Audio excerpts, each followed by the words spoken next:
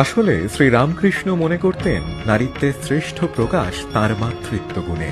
সেজন্যে নিজের স্ত্রীর মধ্যেও জগতের নিখিল মাতৃরূপের সারভূতা বিগ্রহকে প্রত্যক্ষ করে ভক্তিসহ তাকেই পূজা করেছিলেন এবং জগৎকে বুঝিয়ে দিয়েছিলেন সমাজে নারীর স্থান কোথায়।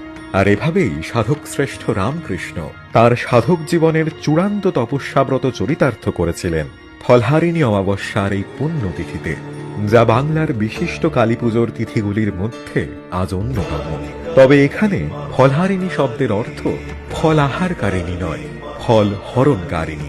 আর এই ফলের অর্থ কর্মফল। যিনি ভক্তের কর্মফল হরণ করেন তিনিই হলেন ফলহারিণী।